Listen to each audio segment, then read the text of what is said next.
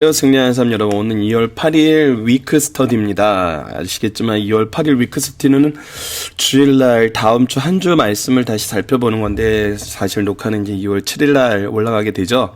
저희들 2월 7일날 미리 말씀을 연구한 후에 이제 승리하는 삶 가족들 만나서 또 다음 주 말씀에 대한 그 방향을 제시해 줌으로써 묵상의 방향이 너무 이렇게 편만해지지 않고 말씀 중심으로 이어질 수 있도록 인도해 주시길 부탁드립니다.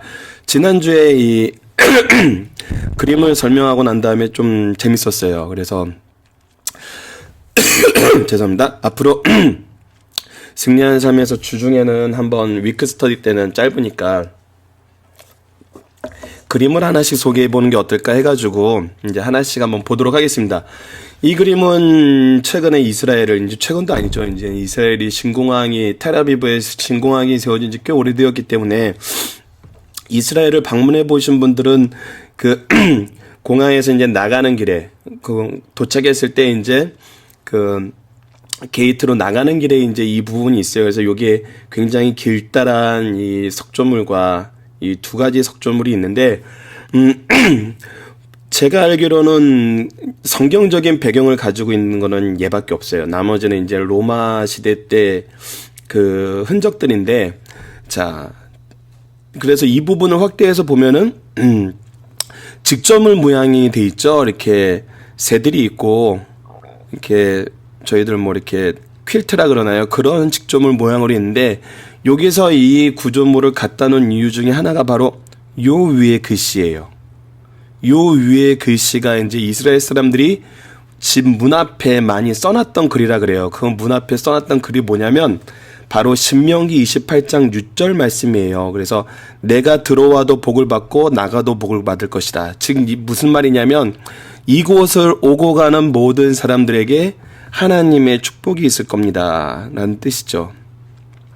그래서 들어오는 사람들에게 하나님의 말씀으로 축복을 해주는 거예요. 자, 이스라엘에 오신 모든 분들, 또 나가신 모든 분들 하나님의 축복이 함께 하길 원합니다 라고 이렇게 그 신명기 28장 6절 말씀이 써 있어서 일반 가정에 이런 모양의 문양이 많이 이 말씀의 문설주에 많이 써놓는다 그래요. 그래서 그 말씀이 적혀 있는 이 유적입니다. 그래서 이것을 보면서 이스라엘에 들어가실 때 이 부분이 그런 부분이구나.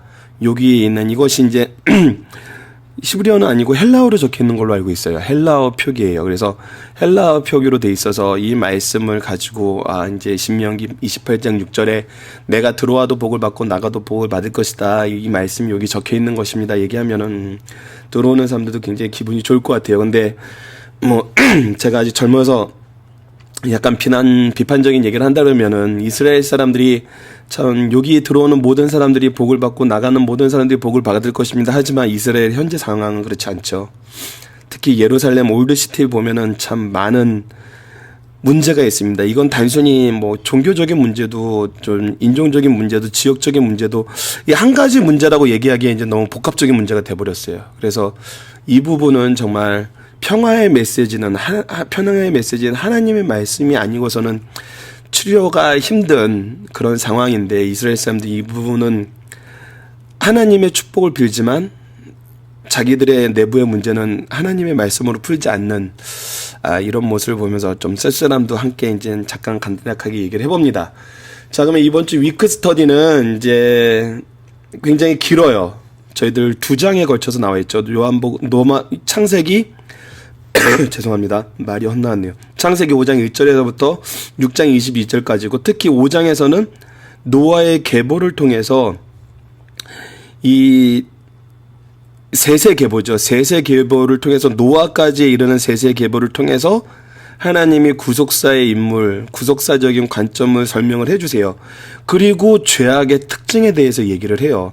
자, 여기를 보면은 첫 번째 역사의 실패를 이제 얘기를 하면서 이 5장에서는 택하신 셋의 후손과 아담에서 노아까지를 얘기를 하고 6장에서는 타락을 얘기하고 노아에 대한 짧은 도입이 나타나요. 그리고 나서 이제 홍수의 역사가 기록이 되거든요.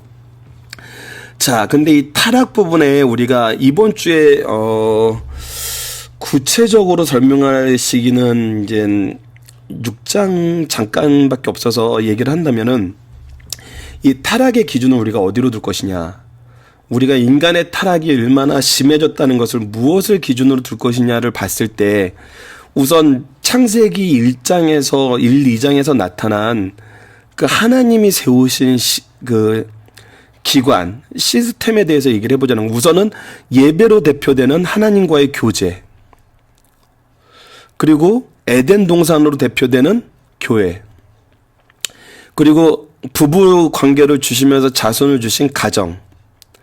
자, 그리고 이 모든 것, 이 일을 통해서 하나님이 이루시고자 하시는 우리의 일. 이 네 가지가 중요한 거거든요. 그러니까 하나님과의 교제. 물론 이 교제는 교회에서 또 나타나지만 가정에서도 동일시하게 나타나기 때문에 이 일에서도 나타나죠. 하나님이 우리 일을 맡기시는 거니까. 그래서 하나님과의 교제의 모습이 교회와 가정과 일에서 나타나는데, 타락 이후의 모습을 보면은, 자, 하나님과의 관계가 깨져요. 하나님을 원망하죠. 그래서 제사제도가 생기게 돼요. 가정에서는 부부가 서로 갈라지게 돼요. 부부가 원망을 하잖아요. 그래서 부부 관계, 가정이 깨지게 돼요. 그리고 나서 일이 저주를 받아요. 땅이 저주를 받아서, 그리고 가인을 통해서 가인 그 사람이 또 저주의 통로가 돼버리죠. 그래서 일이 저주를 받아요. 즉 교회와 가정과 일이 이제 저주를 받는데, 이것이 틀어지는 내용을 보면은, 창세기 4장 내용을 보면은 우선 하나님께 예배드리는 것이 잘못되어 가는 걸 봐요. 예배가 잘못되어 가요. 그리고 가인을 통해서 땅이 저주를 받아서 일이 저주를 받는 걸 봐요. 그리고 나서 이제 가인의 후손들의 모습을 보면서 일부 일처가 깨지면서 가정이 타락하는 모습을 봐요. 자, 이것을 보면은 우리가 가장 먼저 회복해야 되는 예배가 회복되지 않으면 나머지가 회복되지 않는 것을 볼 수 있음과 동시에, 우리의 타락의 정도를 나타내는 걸 보면은, 자, 예배가 망가지고 우리의 일이 저주를 받고 가정이 무너지면은 이것은 이제 타락의 끝까지 왔다는 증거예요. 우리의 가정에서 더 이상 하나님의 능력과 관계가 드러나지 않으면은 이제 이게 심판의 때가 가까워졌다는 뜻이거든요. 가정이 붕괴될 때. 그 증거가 이제 죄악의 결과로 이제 타락을 설명할 때 나타나는데, 무엇을 하고 나타나느냐면 하나님의 아들들이 땅의 여자들과 결혼을 해요. 이것이 타락의 이 심함을 보여주는 척도예요. 우리 가정이 하나님 안에서 서야 되거든요. 하나님을 믿는 믿음의 가정이 계속 유지가 돼야 돼요.